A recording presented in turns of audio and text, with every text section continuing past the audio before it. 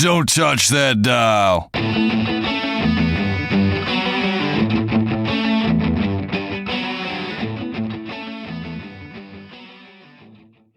Welcome back to the Behind the Bits podcast, where my guest and I talk serious about stand-up comedy. This is episode 8, and my guest is Zach Funk. He is a comic from Pittsburgh, Pennsylvania, and he has an album that just came out last year called Brains Are Weird. It's a really good album, and it's available at all the outlets, Bandcamp, Amazon, Apple. You can get it everywhere. We talked a lot about making that album, the nuts and bolts of how a comic can put an album out. We also talked about mental health, which is important to a lot of stand-up comic. You can catch him on all the social media outlets I put on the show notes, and also check out his YouTube channel he started with Joe Kiewra called Is It Worth a Sandwich? They look at a video game and see, is it worth the price of a sandwich? A pretty cool YouTube channel, and I've watched a couple videos, and it's really good. Without further ado, here is Zach Funk. Welcome back to the Behind the Bits podcast. I'm still Scott Curtis, and today I have Zach Funk, a comedian from Pittsburgh. We got together via Twitter. Welcome to the show, Zach. How are you? I'm doing well. Thank you so much for having me be here. I'm glad to do it. Great. I was, as I told you before we started recording, I was appreciative that somebody reached out to me. Starting a new podcast is always a struggle, and I celebrate it whenever anybody reaches out to me. So it was very nice, and it was really cool that you got me when you did, because I noticed that, you know, just last year you released your album, your comedy album, Brains Are Weird. And I have gotten to listen to that a few times, and it's fantastic. I got to tell you, I know who you are from that particular comedy album. You've definitely got your own voice and your own personality, and everybody says that's what it takes to be a good comic. So you're definitely pushing all the buttons there. Thank you. I still laugh sometimes. I did a show years ago for this guy who books a lot of stuff in Pittsburgh, and we didn't really end up working together. But he saw me do a 10-minute set, and when I got off stage, he said, "I really like your character." And I thought, "Oh yes, that was certainly a character. None of that's true." You never know. I mean, Emo Phillips may be exactly how he is. Who knows? Yeah. One of the things I'd like to talk to everybody about is, first of all, how you got started in doing stand-up, and how long you've been at it. So I started summer 2011. Okay. So this will be 9 years this summer. I've always loved comedy since I was a little kid. Like, I used to go to bed listening to stuff like Steve Martin, Let's Get Small, and things like that. Mm-hmm. I loved just the Muppets as a kid. Just anything that drew comedically, I was always very drawn to. And my dad, he was an attorney, but he loved to write, and he had a very dry sense of humor. And I remember having a lot of like just car rides as a kid where we never had like the boring father-son car ride. We would make up stuff in the car. Like one year going to my grandparents' place for Christmas Eve, we on like the hour car ride, we wrote 3 Christmas song parody at my grandparents' house. And then also comedy has helped me a lot. Just in my own life, like I mentioned, my dad there, he died in a random car accident when I was 11, mm-hmm. and being able to laugh after that helped me. A lot of it was just I spent time just being sad and watching like SNL and Kids in the Hall reruns on Comedy Central, and it helped me get through some stuff. I can definitely understand that. Yeah, but comedy, it's that thing of, you know, there's so much in life where you can laugh about it or you can cry about it, and sometimes you don't have a choice. But if you do have a choice, I would rather try to laugh about it. And I've found there are so many things that you can tackle through humor and address versus just saying to someone, well, here's this. But if you kind of put it in a funny way, it sticks with them. Mm-hmm. And a lot of folks who don't understand what comedy is all about see it as kind of a defense mechanism sometimes, but it really is a coping and a healing mechanism. I mean, there's a lot of studies out there that say that laughter has healing properties, and that's both for physical and mental ailments. Exactly. There's this. You can tell from watching my stuff, I love comics. There's this great comic book series called Kabuki, which is where I based my first tattoo off of. There's a kind of a running plot through it where they talk about the old idea of alchemy, of where people would try to turn lead into gold, and you can do that taking the traumas you've been through, taking the negative things in your life and making something positive out of it, using it to be creative, using it to help you be kinder and help others. And I really try to do that both on and off stage. I've had enough bad things happen externally and internally, but it can make you cold to the world, but it doesn't have to. That's very good insight. I wanted to find out what your I talked to a lot of people about their first experience doing stand-up, and it's the same for everybody. It's awkward and it sucks, and either that or it's great, and then your second one's awkward and it sucks. But coming up in the Pittsburgh scene, did you have like a core group of comics that you were able to lean on and learn from as you were starting out? I definitely had a few people that were really helpful when I first started. Only one of them is still performing. His name is Ron Placone. He is a hilarious guy, does a lot of really smart political stuff. Two of the people that were very helpful when I first started were a guy named Dan Genesis, who no longer performs, and Ben Kenny, who no longer performs. And there were people who were more experienced in the Pittsburgh scene and just liked what I did from the start. And gave me some really helpful advice. Like one of the things that I try to tell people when they're starting, if they ask me, is, like if you're learning to play guitar, it's okay. I will do this in private until I figure it out and go do it in public. I know I'm doing it right in public, whereas with comedy, you have to do it in public to learn it. Yeah. So, when you first start out at open mics, it's always, this is my third time on stage. This is my seventh time on stage. Once you pass the point where you're actively like, oh yeah, this is my, how many times have I gone up now? Like, then you can really kind of start evaluating how you're doing. But up until that point, it is just trial by fire, failure, and learning what you want to do. Like when I first started out, I do a lot of storytelling, and I would try to write your classic, just like set up punchline jokes. And I found I can write those, but I can't perform them well. So I have to build them into a narrative, and that's part of the learning process. Yeah, that makes a lot of sense. It's funny when you talk about having our practice is being in front of people. And one of the things I like to do is crash music open mics and go up. And the first thing I always say is, all these musicians are great, but they get to practice at home. They can practice their guitar, their keyboards, their drums, and they can do that for hours, days, months, years. Guess what? This is my practice, and what you hear is what you get. So yeah, I can definitely, you can write and write and write, and you can talk to yourself in the car, you can talk to the mirror. I talk to my wife, but there is no substitute for actually being in front of an audience and finding out where the laughs fall. Exactly. And you can't be a comedy cover bander. Right. Have to build. Yeah, no doubt. I've seen a few of those. That's I've heard they exist, but it's like, oh, you're the person who looks vaguely like the president and you go to parties and pose for pictures. It's not like it's a thing to do, but it's not an art. Yeah. Yeah.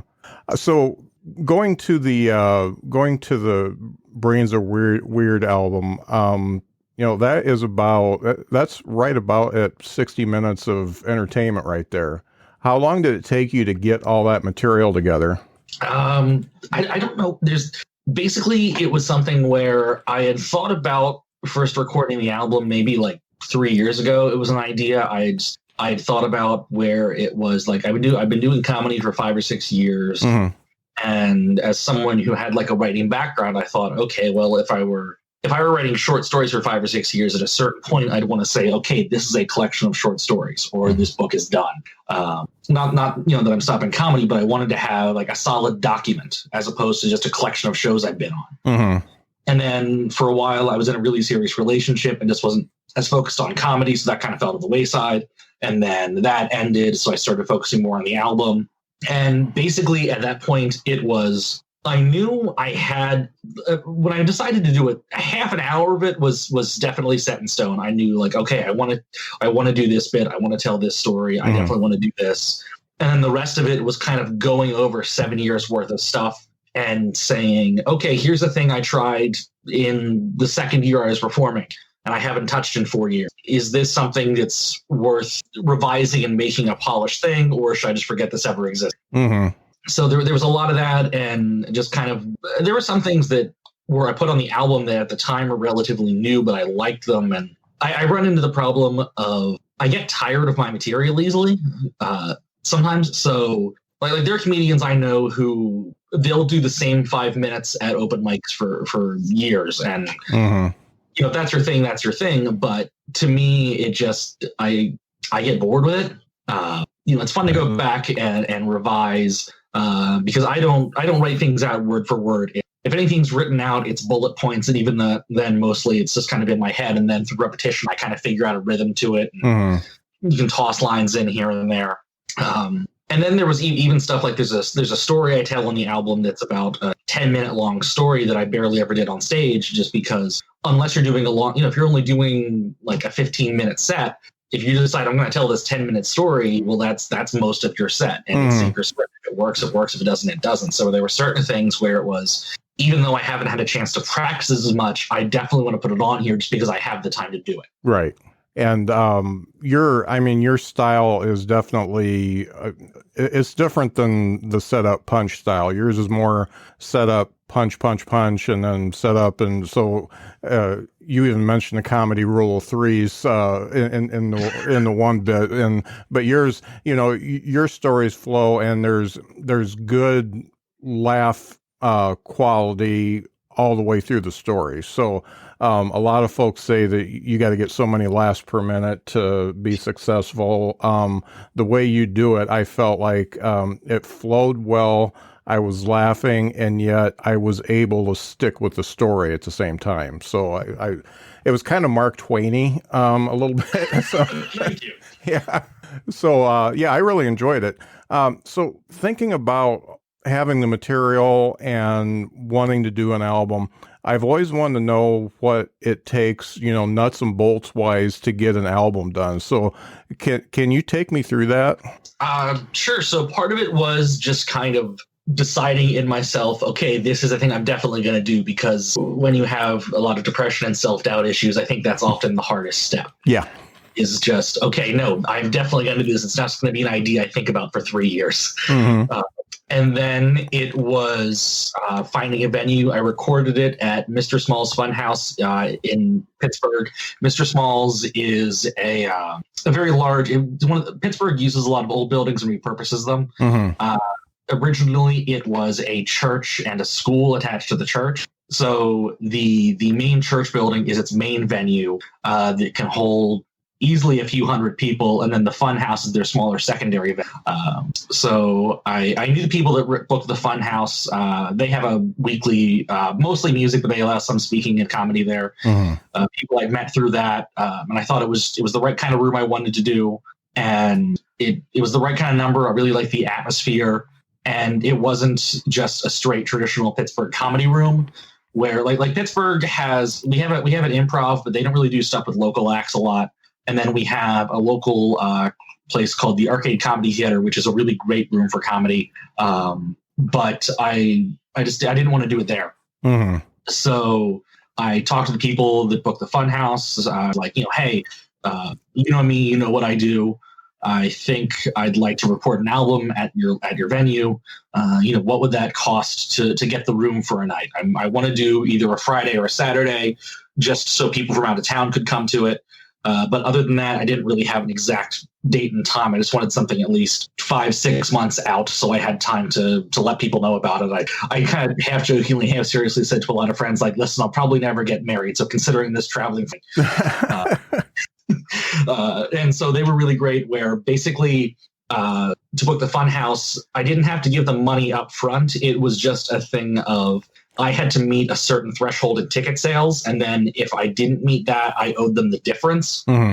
And then after that, it was we split the tickets after that. So once I got the venue booked, it was just through doing comedy and doing different things. Like I've helped out with a lot of other things in the Pittsburgh area, where I was like, all right, well, I know a good sound engineer, so I'm going to contact this person and find out what's your rate to record a live show. And mix it and master it. My album art was done by a friend of mine who named Nick Paloe, who is a comedian improviser who's now based in LA. Also a really great graphic designer. And we met years and years ago. So I thought, okay, because I wanted to try to make sure it was something where anyone I worked with, I would say that, like, what is a fair rate for? Basically, it was, this is my tax return for the year. I'm going to use that to fund everything for the year. And I didn't want it to be something like, hey, give me a special deal. I'm a firm believer in, pay people what they're worth. If you want to charge me less because you're my friend, that's great, but I'm not going to ask you to do that. Right. So it was just a matter of finding the right people. The name Brains Are Weird was something that I had settled on a long time before that, partially because of the mental health aspect, but also it's something that I say both to myself and my friends a lot. I'm very often the therapist. So when friends are feeling depressed or stressed out or things like that, and they come to me and they'll say like, well, I'm feeling all these different things. What do you think? I'll be like, well, first of all, before we get to all that other stuff, let's just establish brains are weird. We don't make sense. Right. So don't beat yourself up for feeling how you feel, because that's just going to make it worse. Right. You feel sad. Okay. If you're upset, you feel sad, you're just going to feel sadder. Spiral and cycle. Right. So it's just learning. So Brains Are Weird just means learning to accept ourselves for who we are, for the good and the bad, and just saying, yeah, that's just how it is. It's not, having a mental illness or having a bad day. It doesn't make you a bad person. It just means you're human. Right. So after that, it was just a matter of, once I got the date booked and everyone lined up in terms of who would record it, I talked to one of my best friends in comedy, Krish Mohan, who's a great political comedian, and he's somebody who's been a big supporter of mine. He started about 2 years before I did. He travels all around the country at this point, and he had recorded some of his albums locally. And so I asked him for advice on, like, hey, what did you use for distribution? How did you make sure this got on iTunes, got on Spotify, and things like that? So he gave me some good resources for that aspect of it. And it was just, working at it and getting it put together. Yeah, that's kind of it. And you recorded the whole thing in one night. So yeah. That's a start to finish. Yeah, it was the kind of thing where I know a lot of time comedians will book two shows back to back in the same night, or one night and the next night, and mix the two together. But I couldn't really afford to do that in terms of venue booking and getting people there and everything like that. And Arcade, which I mentioned earlier, has a weekly show they do called Beta Stage, where it's a place for like experimental comedy and things like that. So the week before, Beta Stage is an hour-long block. So they let me book Beta Stage for that week. So I had at least one chance to test out the full hour by itself.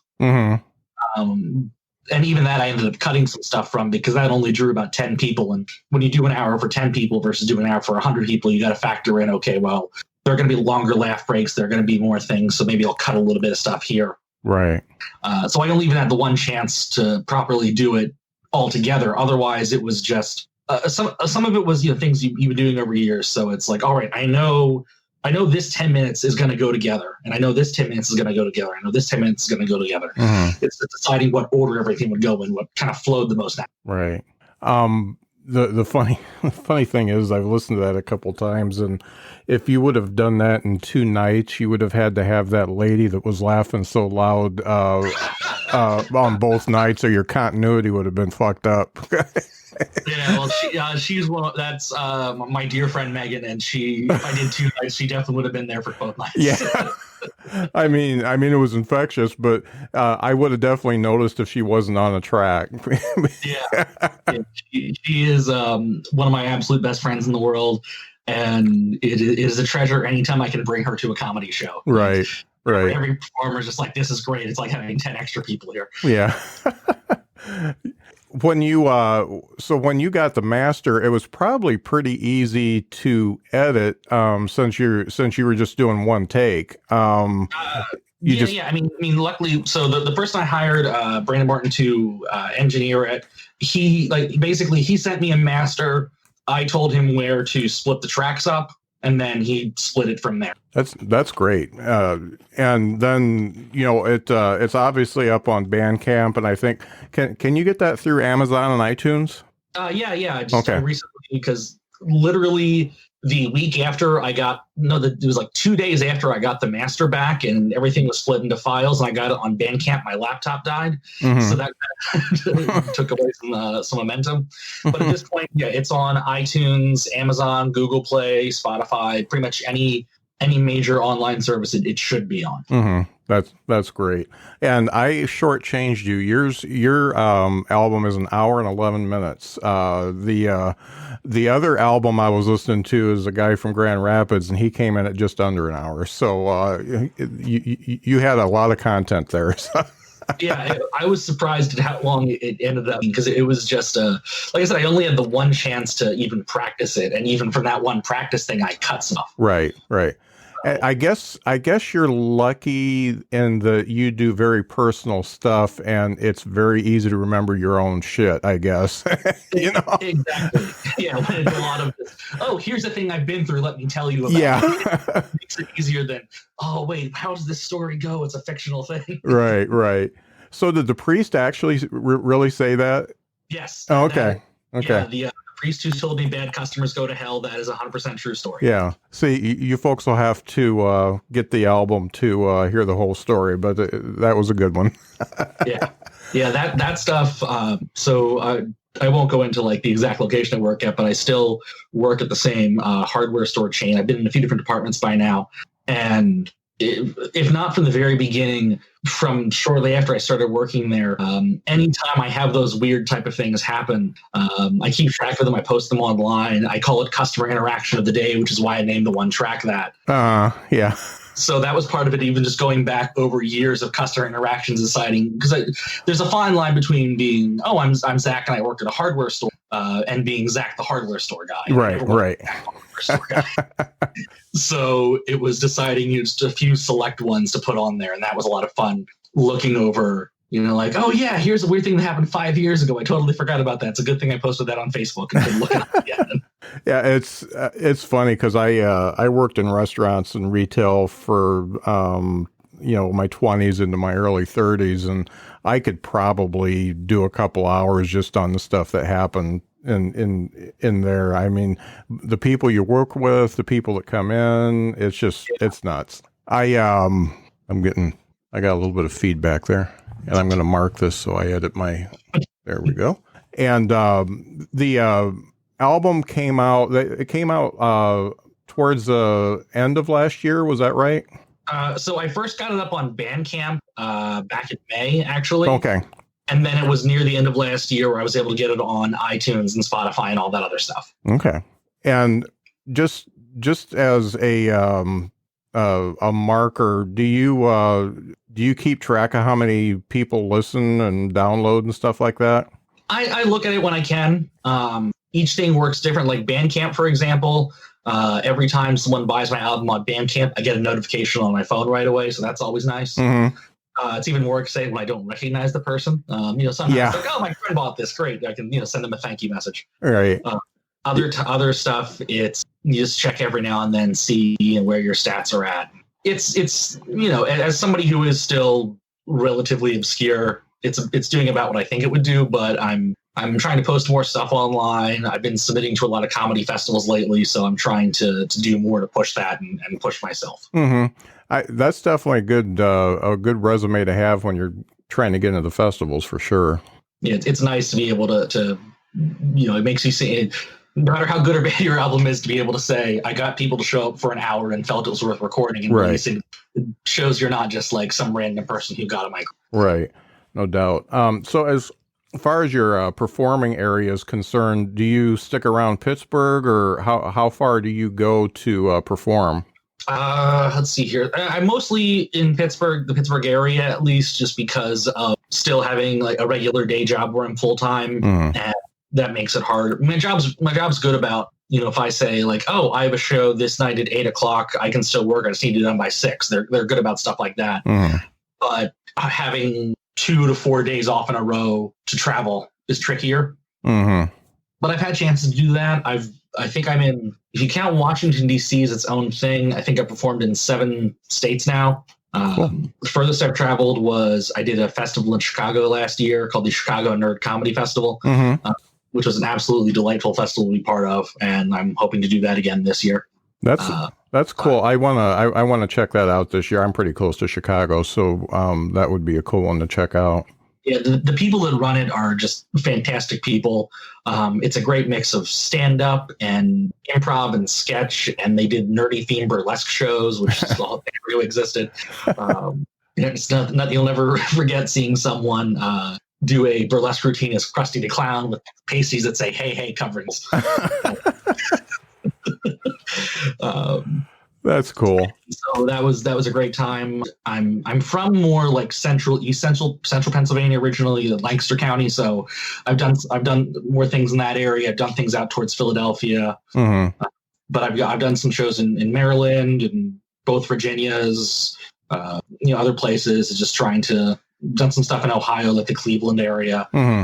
So I'm definitely trying, especially since the album is done, I'm trying to do a lot more outside of Pittsburgh. It's just kind of that aspirational life versus real life balance is the trick. Yeah. And it's definitely exhausting. I mean, just a little bit that I've done, I've got a full-time job too. And if you spend all weekend doing comedy, I mean, Monday's rough. So I understand. It's definitely another job when you start doing that stuff. So you were Lancaster County. You had the Pennsylvania Dutch and the Amish, right? Oh yeah, definitely. Yeah. There were like one of my best friends from growing up is from the liberal side of his family because they use electricity. Yeah. And I know I've got some Pennsylvania Dutch genes and things in there. My dad's side of the family is from closer to Philadelphia, but my mom's side of the family is pretty much a straight Lancaster County. My high school, there were certain science classes. If you wanted to, you could opt out of it and instead take a farming class. And we need farmers. I totally support that. It's not my right. Well, you come from a sturdy breed. I've got in our area just east of us, it's heavily Amish, and it's funny they've got different levels of Amish, and some of them have a phone booth at the end of their driveway, and some of them are allowed to use cell phones, some of them can't do that, and it's just it's a thing. It's all these like Amish loopholes. That stuff to do about being tied to the ground. Like you can have a cell phone if you charge it at your non-Amish neighbor's house. Yep. It's like just the idea of just like Amish legal scholars sitting around trying to find reasons to be able to do fun things is. Yep. So it's an idea that fascinates me just as a fairly secular person. The idea of we want to be modern, but we also believe these things. How do we reconcile? And it's always weird to see a dead horse on the side of the road. I've seen it. I've seen it twice in my life, and they were both in the same area. And when they lose a horse, they just leave it, and somebody's got to come get it. I have actually never encountered that in my area. Maybe they're a little bit better about it, or they, I don't know, hide them better. I've been stuck behind so many buggies, and there's a weekly huge farmers market that people from it's big enough that people from out of state travel to it, that I could walk to from the house I grew up in. And it's such a weird place because you can buy here's a homemade Amish shoe fly pie at one stand. And his stand beside it is selling illegal counterfeit Chinese Nike watches. Yeah. Oh, that's hilarious. Yeah. So, as we were getting to know each other before we started doing the interview, we've got something in common, and that's having some mental health issues, and I know that's something that's near and dear to your heart. Obviously, I think we're kind of the as far as the symptoms, kind of the same: the depression, anxiety, and all that kind of stuff. Can you tell me a little bit about yours and how it's affected you, how it makes your comedy better, and so some of the things that come with that? I mean, it's weird to say. Like you'll meet people that are able to just be like happy or content by default, and it seems like a superpower. Yeah. For me, it's something where like I've got mental illness on both sides of me, so I'm not surprised that I ended up with it. And then, like I said, my dad died. He was like my best friend. When I was 11, he was 40. And so that definitely amped things up. But in a weird way, it's comforting that I can remember, like when I was 10, I didn't have the phrase for like anxiety attack or depressive episode, but I can remember having things like that before my dad died. So in a weird way, it's comforting to knowing I don't have it because he died. And the nice thing in a weird way too about having it when you're very young is you get used to it by the time most people are starting to really deal with it. So I can think about how like literally the first person I ever talked out of suicide was a friend of mine in 10th grade, where I, a friend, and my friend's dad went to my other friend's house at 2 a.m. to make sure he didn't kill himself, and I did most of the talking. And my friend's dad, who was a pastor, was amazed at how calm I was and how I was able to handle everything and really talk to him. And I just said, that's the stuff I tell myself when I feel that. And it's so much mental health stuff is, even ignoring the stigma, people are scared about it. They're scared to say the wrong thing. And I think so often it's not about saying the right or the wrong thing. It's about letting people know they're not alone. Right. And just that you care. It's not, here's the phrase that makes you feel happy. It's just, hey, I'm here. And that's been such a big thing for me. I'm very fortunate that my mom and I have a wonderful relationship. My sister and I have a great relationship, and they both have their issues as well. And I'm very fortunate that both my parents always taught me, it's okay to feel your feelings and it's okay to be a person. And I can't imagine not having. Right. And that thing of like, no matter how depressed I am, I know who I am. Like whether I feel good or whether I feel bad, I know my strengths, I know my weaknesses. It's just which parts seem louder at the time. So that helps a lot when you've been through bad things like my dad dying, or I had a really, really bad experience the first time I was in college. I've dropped out of college twice, mostly due to mental health issues both times. And the first time I was there, it's always weird because I wasn't necessarily trying to kill myself. It was a thing of, I'm doing this thing that will probably kill me. I don't necessarily want it to, but if it does, I'm okay with it. Was that like drugs and alcohol? Sleeping pills. Okay. Yeah, I've always had insomnia trouble since I was a kid. And when I was in college, my doctor gave me a script for Ambien. And eventually I built up a tolerance to it. I continued building a tolerance to it as it took more and more. And the one night, eventually, it was just a thing of like, all right, I just want to stop. If I sleep, I sleep. If I die, I die. I really don't care. And I took enough that probably should have killed me. But fortunately, I threw it all up and I vomited. The one person told me the clinical term they use is coffee grounds, basically where you throw up like black chunks, which means you're bleeding internally and your stomach walls are dissolving. And I was so depressed and so out of it. I was living by myself at the time that like I didn't go to a hospital. I didn't tell anyone. It was just, okay, I'm still here. And it's, I'm very, very thankful that I'm still here, and that didn't go the way it could have otherwise. What helped you, first of all, recognize that, you had a serious issue with the depression, and how do you feel now? Every day is different, really. It's always there. Like I said, it just depends on how loud it's. Right. And one of the things that's nice, because I've dealt with it my entire adult life and most of my childhood, is when it starts to get worse, I'm able to kind of mentally step back and say, like, okay, you're having more trouble than usual. Let's look at what's going on. Has something happened recently? Or is this just your brain balance is off and you're going to hate yourself for 3 days? Because if it's something that happened externally, like, okay, those are things we can work at. You had a fight with this thing at work, or you had a really bad show. Or if it's just, oh, nope, I'm just going to struggle for 3 days. Okay, then that's going to be my next 3 days. And it's just to remind myself that this is not permanent. Don't make any drastic decisions, good or bad. Don't think, well, I'm going to go just waste my money at a casino, or I'm going to go quit my job, or I'm going to do, it's just that if the best you can do is go to work and put on the customer service show, go home and go to bed, that's the best you can do. If you call off work a day and you spend the day watching Futurama reruns, then that's the best you can do. But there's certainly a lot worse things to do as well. Right. I know that one thing that you can do is totally step out of character and do something stupid, just because you want to erase that feeling for a while, and that stupid thing that you do could, it could get you arrested or make you lose your job and lose friends and all that kind of stuff. So just being able to understand what it is, I think, is the big part, and then understanding how to deal with it comes along after that.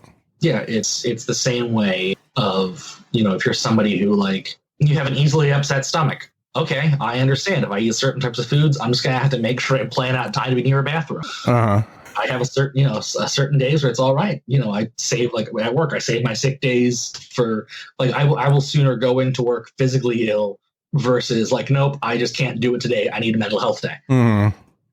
Because I find it's easier to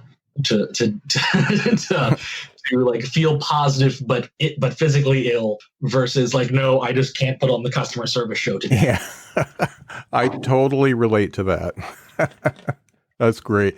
So obviously in the business you're in, the business we're in, the stand-up comics, I think the mildest thing you can say about them is we're misfits. There's something a little off about all of us, and it doesn't matter. I mean, they could be the most outwardly confident-looking person in the world, but if you get into this type of art, then there's something missing in you that you're trying to fill up. Oh, definitely. I don't think like if you go to open mics, you'll see people in the first few weeks of comedy and they're not doing well, but they still seem really positive. Like, oh, I'm going to go home. I'm going to go back to my good job and do my, be with my wife or be with my spouse or kids or whoever. And, this is just something kind of fun I'm trying. Sometimes they'll stick with it, but a lot of the times they don't, because it's not that thing of I'm filling a hole by doing this. Right. The thing I have to look forward to today is my 5 minutes being mostly ignored by people watching the Penguins game. Yeah. Yeah. You definitely have to recognize that. I felt exactly that same way. So that's hilarious. So with that in mind, you get with a group of people, and I don't know if it's like this for you, but for me, you kind of find your tribe that way, in that you find people who have, if not the same issues, similar issues, and you can actually talk about it and not feel embarrassed or feel threatened or exposed in any way. You can talk about it, and I don't know how that is for you, but I thought that was really refreshing to me. Yeah, I mean, fortunately for me, I've had a lot of those people in my life pre-comedy as well. Again, you find your similarly broken folk and you understand each other and you huddle together for warmth in the winter. But I also met more people again through comedy. People are very, very close and dear to me now that I would not have ever met otherwise. And there is that extra thing of, oh, good, we both deal with our problem the same as well. Yeah. I do feel like it may be a little bit of a double-edged sword, because when that's your group, that's your tribe, and you have found some coping mechanisms that work for you, and they haven't found those coping mechanisms. I know that in some personality traits, they kind of want to drag you down, and get you to the depths that they're feeling. And so it's kind of a double-edged sword. I don't know if you've seen that, but I've seen that a little bit myself. It can be, and there are people that try to do that, but it doesn't really affect me, because one of the things that, like, I don't mean to be like pitching a bit, but I've been trying to write this bit lately after the album about how the advantage of dealing with depression since you were a kid and surviving basically a suicide attempt is that no one else can hate you more than yourself. Mm-hmm. So it's like, oh, you think I'm not funny? Okay, great. thanks. That's the best you got? Really? If people try to bring me down, no one externally can say anything. My own internal monologue does not tell me 20 times a day. Right.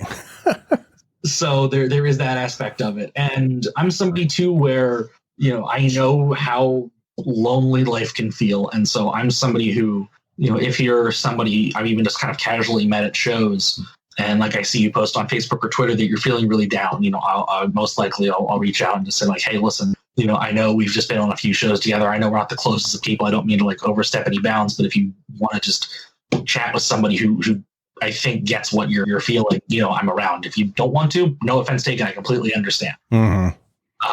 Because that's the thing, because I've had people in my life that, when people force themselves on you, you tend to just push them back even further. So for me, it's just a thing of like, hey, if you need somebody just to be a fellow human, say, yeah, those things you're feeling don't make you bad. They just make you alive. Right. That's what I want to be around for. Right.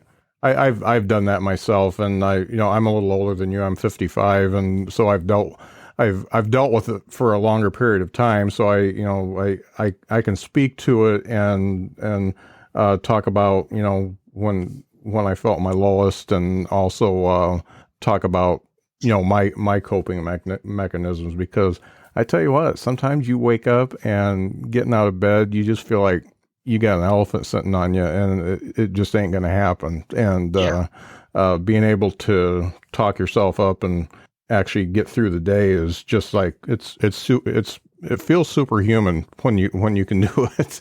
Oh, it does. There are days where I'll find out. Even just the other day, apparently, when you work retail, people will have they tell customers, fill out the survey and let us know how we did. Mm-hmm.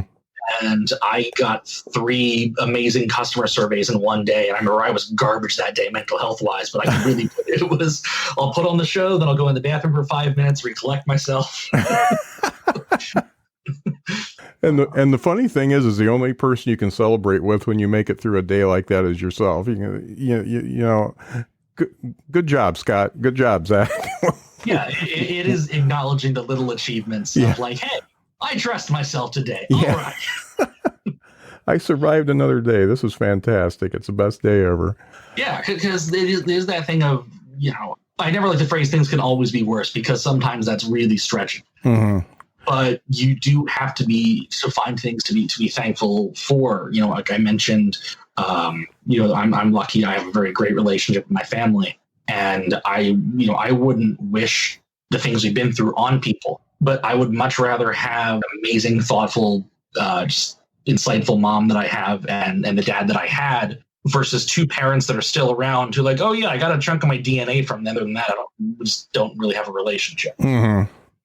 Or, I found for years after I dropped into college for the first time, I worked in a group home taking care of intellectually disabled adults. Mm-hmm. And, that helps give you a lot of perspective too of, like, yeah, I had a really bad day, but things, can be worse. And it doesn't take away from the bad, but that perspective helps. Right.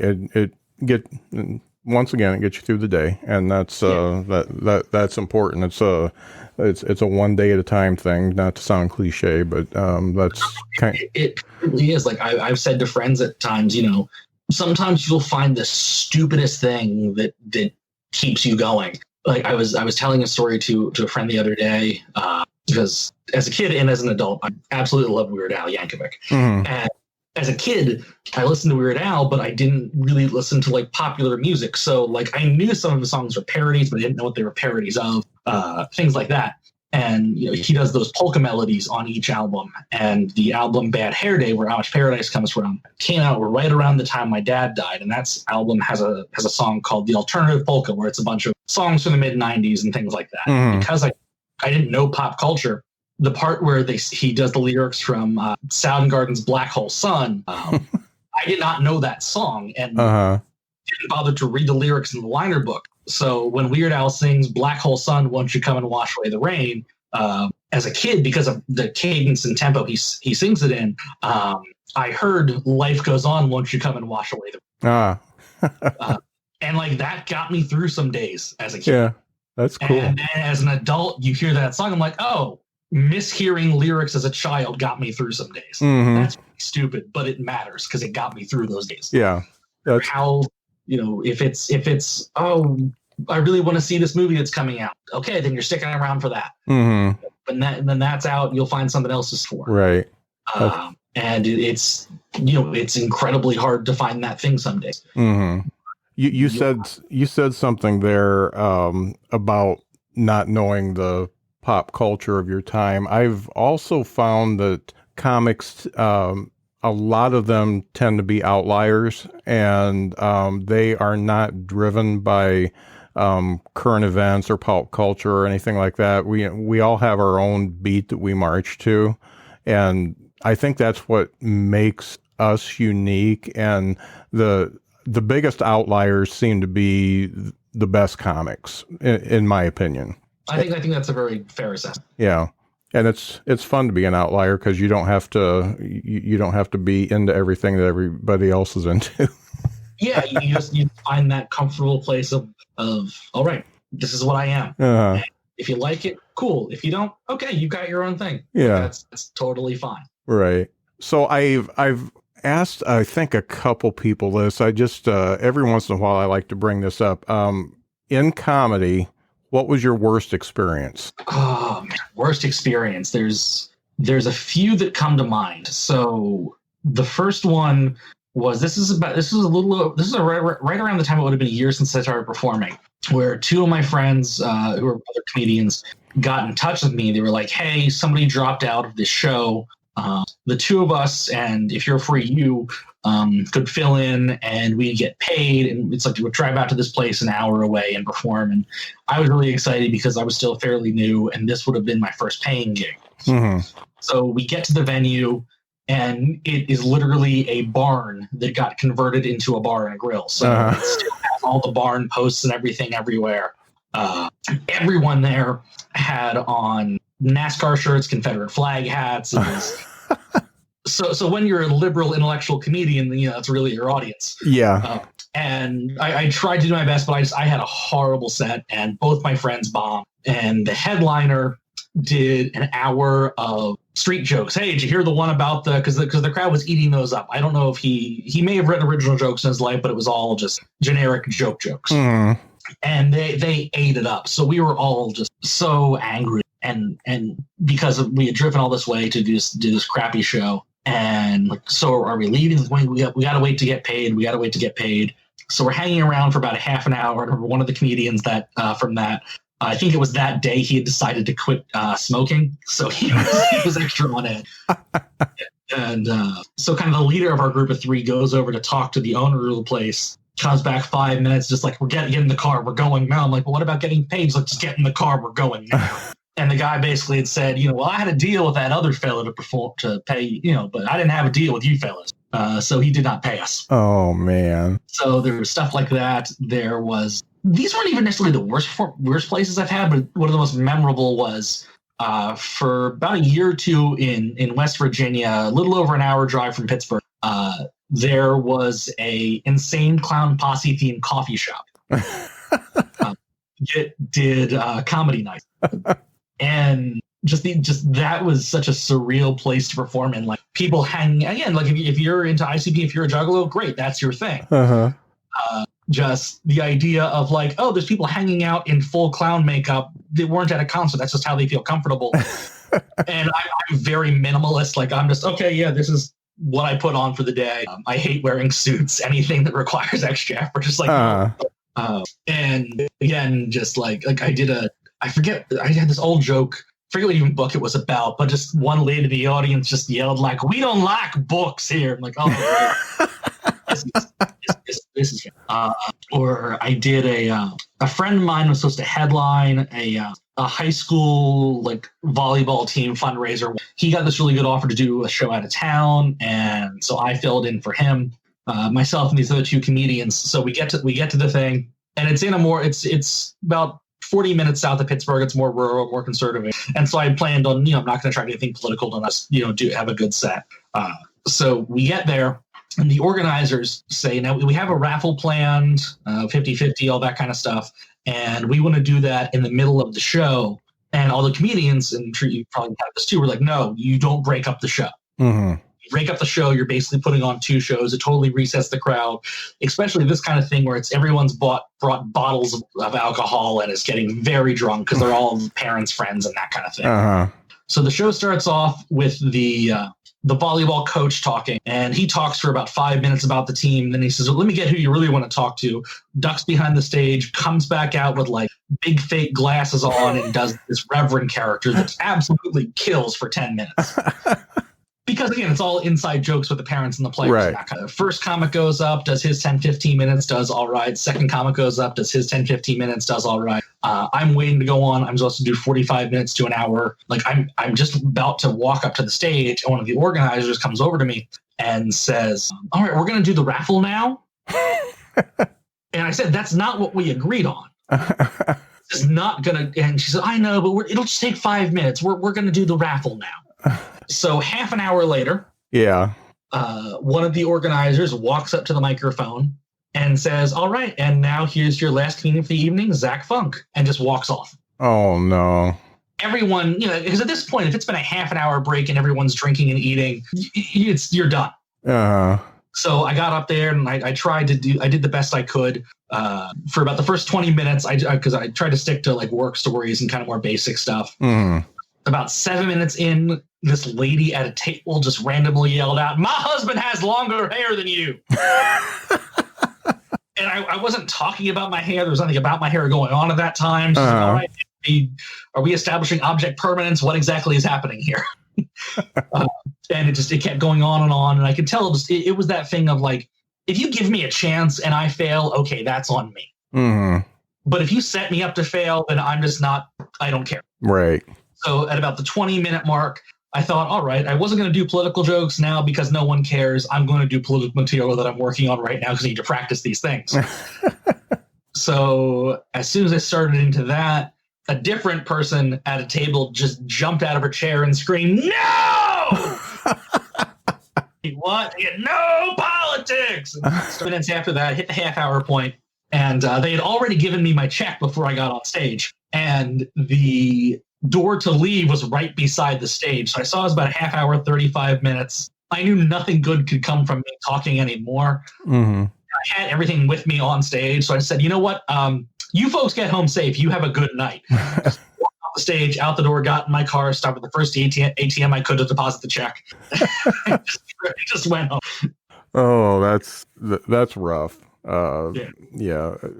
Everybody's got stories like that. I just like to showcase those types of stories because there's a lot of new comics listening, and I want them to know that it's not all roses and gold for you. But the nice thing about those really bad ones is it either gives you material or it gives you something to talk to other comics about. So it's those war stories are always good. I think I would rather have like a spectacular failure show than just like, oh, that was a boring show. Yeah. Because at least you get a story. There's an experience where it's just, oh, I talked. They weren't really that into it. And then right.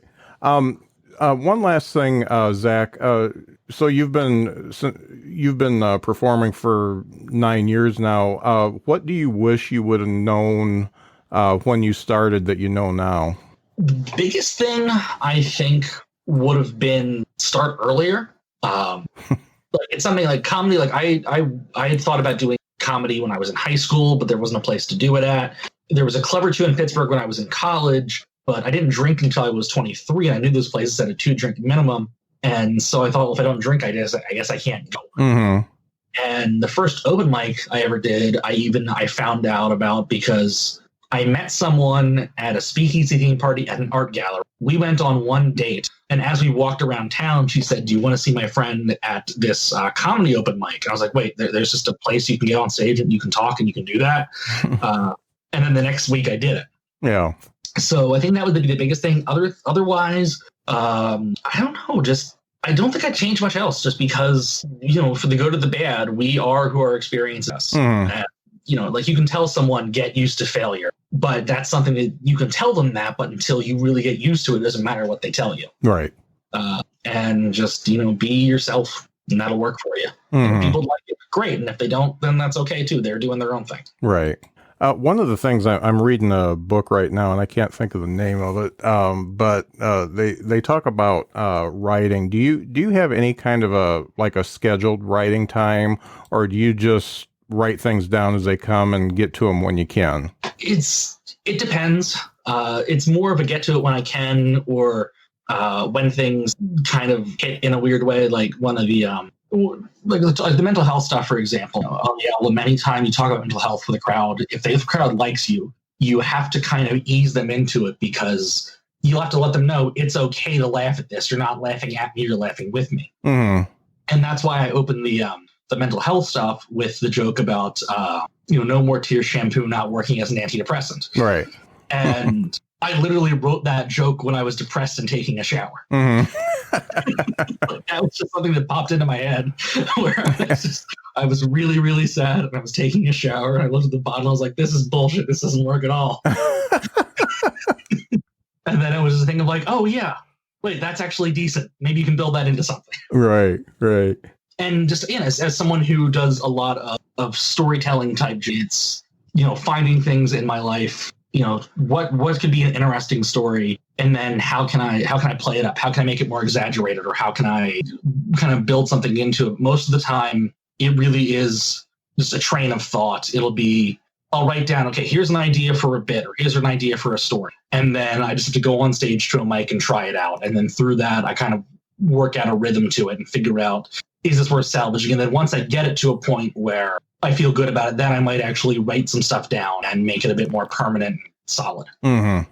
Yeah, there's a lot of different ways to do it, and I'm going to be interviewing a guy coming up that he wrote a book called I think Not Good Yet, and his name's Mark Masters, and he actually in his 40s decided he was going to pursue stand-up comedy, and he's in Denver, and they've got a pretty good comedy scene there. So he just decided he was going to do all the open mics he could to get good at comedy, and then wrote a book about that. But his routine is he does a 20-20-20 every morning. So he meditates for 20 minutes, he writes for 20 minutes, and he reads for 20 minutes. And that's it seems like a good thing to actually get a habit, because personally I procrastinate on everything, and the only time I really get focused on something is if I have a show coming up and I want to make sure that I've got everything tight for the show, or if I want to throw something new into it. That up until then I'm just skating. I show up to an open mic and I either do old stuff or I do new stuff that isn't even halfway hashed out. So I'm thinking about trying that. The only thing is it makes you have to get up an hour earlier. So. Yeah, I'm very much I stay in bed until the last possible minute before I go to work. Yeah. But a lot of it will be, just I'll see something or an idea pops to my head, and I'll post it on Facebook, or I'll post it on Twitter or something like that. Mm-hmm. And if it kind of gets a response, then I can think, okay, well, maybe I can build something off of that. Mm-hmm. And then I will talk about it on stage and just kind of improv it and just kind of see, all right, here's the core concept. Let's just see where this leads me as I talk. Mm-hmm. Where when I try to write things out word for word, because even before I ever performed, I've always had a writing background. And when I sit down to try to write stuff, I get too caught up in finding like the exact right word. Mm-hmm. It just feel right. And the thing I love about performing, like you could put me in front of a crowd of 500 people and I am more relaxed than I am in front of a blank page by myself, because with the blank page, you can go back and forth. You can get stuck on a sentence for half an hour because it just doesn't feel okay. Mm-hmm. Whereas when you're talking in front of an audience, if something hits, it hits. If it doesn't, it doesn't. But you can't say, hold on, let me go back and try it this way. So the momentum means you can't stop moving. Right. And I don't get caught up in my own thoughts. It's more, because that's the big thing for me. If I sit down to write something, then you get into the self-doubt. Well, that's garbage. That could be a lot better. Now, what is this? This is trash. Versus when you're on stage, it's just, oh, that didn't work. Okay, I have to keep talking. Right. Yeah, you have to fill the space. So yeah, that definitely makes sense. Well, I've had you on here for about an hour now. Your voice is probably tired. Mine's getting there. So I really appreciate you coming on the show. Folks, his album is called Brains Are Weird. It's on Spotify. It's on all the ways you listen to music and comedy albums. I would ask that if you like it, you buy it, because that's how comics actually make money. So if I were to put that on Spotify and stream it 365 days, 24 hours a day, I think you probably make maybe 50 cents. So something like that. Yeah, Spotify doesn't pay well. So I always tell people, if you like it, buy it, because that's how we've survived. So it's a very good album. I definitely knew who you were after I listened to it, and it's a very good hour and 11 minutes. So I thought it was great. If people want to get a hold of you, can you throw out your Facebook page and your Twitter handle? Yeah. So my Twitter is @ZFunkYeah, YEHA. My Facebook is just Zach Funk Comedy. Instagram, I'm ZFunkYeah. Okay. You can find me on YouTube. Also, if you're looking for stuff I do on YouTube, there is a channel that I'm a co-host on. My best friend from college and current roommate, he and I do things like video game reviews and make weird themed cocktails, and the channel is called Is It Worth a Sandwich? Mm-hmm. So that's a lot of fun. Is It Worth a Sandwich? That was a real broke college student metric of like, oh, I can spend $15 on this really cheap video game, or I can eat dinner. Which do I want to do? Yeah. So that's why we named it that. But you can find me on YouTube. Get a chance to listen, good, bad. Send me feedback, because it's just like you said, like money's important. We need money. I would love to be able to do this full time.